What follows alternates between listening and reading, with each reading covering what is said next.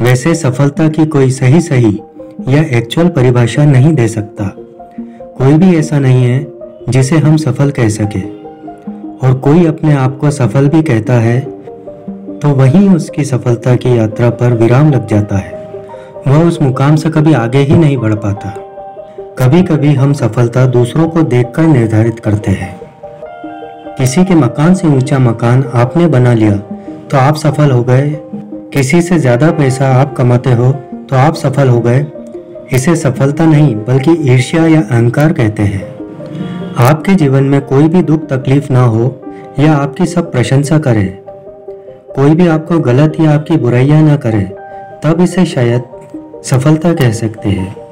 लेकिन यह सब चीजें मनुष्य के जीवन में असंभव है। जीवन है तो दुख तकलीफ है, और अलग अलग लोगों का अलग अलग नजरिया आपके प्रति होता है। इसलिए वे आपकी गलतियां ना गिनाएं या आपको बुरा ना कहे, यह भी संभव नहीं है। तो फिर आखिर सफलता क्या है?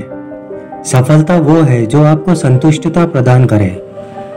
जब आप अपने आप में संतुष्ट रहो तो वही आपके जीवन की सफलता है। एक किसान जो दिन भर बड़ी मेहनत करके रूखी सूखी रोटी खाकर भी चैन की नींद खुले आसमान के नीचे सोता है, वह इस दुनिया का सबसे बड़ा धनवान है। जबकि एक करोड़पति जिसके पास इतनी दौलत होते हुए भी सुख की नींद और चैन भी नहीं खरीद सकता है। इतनी दौलत के बावजूद उससे ज्यादा गरीब कौन हो सकता है? इसलिए कोई बहुत अमीर है तो वह सफल है यह नहीं कहा जा सकता। गीता में श्लोक है, कर्मण्येवाधिकारस्ते मा फलेषु कदाचन।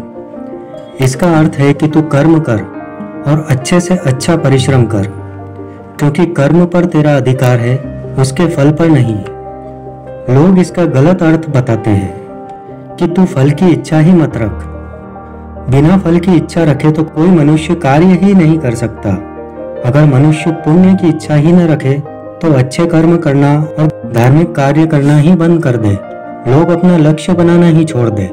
यदि आपने कोई लक्ष्य बनाया और उस दिशा में अपना कार्य रुचि से और बहुत खुश होकर कर रहे हैं तो सफलता की संभावना भी बढ़ जाती है।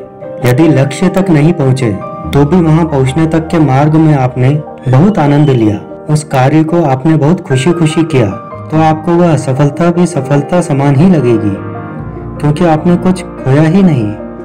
कोई विद्यार्थी साल के अंत में होने वाली परीक्षा के लिए मेहनत खुश होकर कर रहा है और सोचता है कि पढ़ाई करने से उसे ज्ञान प्राप्त हो रहा है, चाहे अंक कम ही क्यों ना आए। और एक विद्यार्थी होड़ा होड़ी में मन में भय रखकर पढ़ाई कर रहा है, अपनी भूख प्यास नींद खराब करके, तो शायद वह अच्छे अंक तो ले आए, पर जो उसने खुशी के पल गंवाए वह वापस नहीं आ सकते। इसलिए बड़े से बड़ा लक्ष्य बनाओ और उस लक्ष्य को पाने के बीच का जो समय है उसे भी इस तरह से बिताओ जैसे कि आपने लक्ष्य को पा लिया और आप अपनी मेहनत से बहुत संतुष्ट हैं और खुश हैं। यही जीवन में सच्ची सफलता है।